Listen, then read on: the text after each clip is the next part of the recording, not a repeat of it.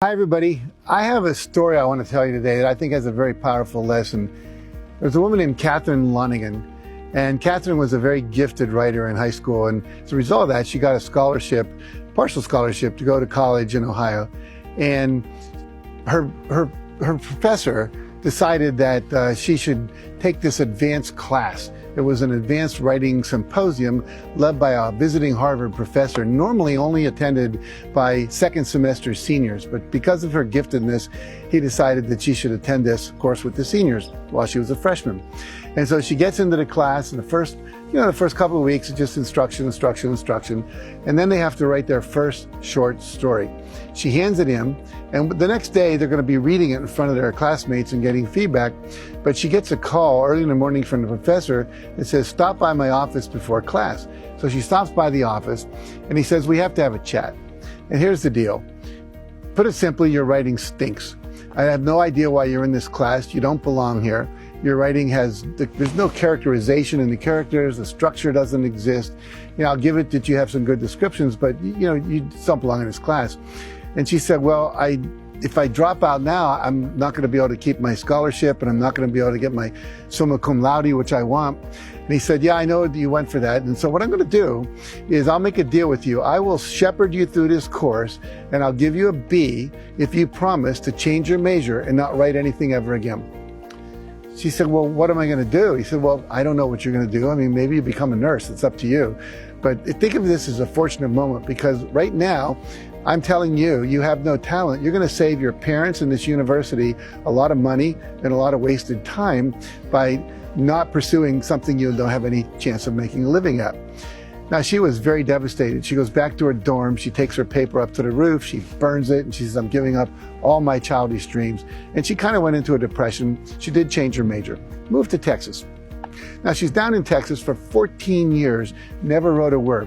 However, she did read everything she could get her hands on, because she did love to read, and she'd wanted to be a journalist, and she just realized, I can't do that, but at least I can read good writing. Now, one day she's in San Antonio, and they're at a motel on a vacation with her family.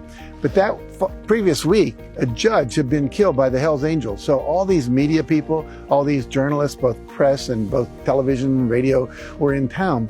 And she noticed there was a group of them sitting around the pool, people she recognized from television. So she went over and she says, "I just want to acknowledge you guys for being journalists. I love what you do. You're always in search of the truth. I wanted to be a writer, but I was told I couldn't do it." He said, "Well, if you wanted to be a writer, you would have written." She said, "No, I was told on good authority." He says, "Whose good authority is that?" Well, he was a Harvard professor. This guy says, "Oh my God, what do they know? They're professors. I write for a living. I'll tell you what, here's my card. If you ever write anything, give me a call.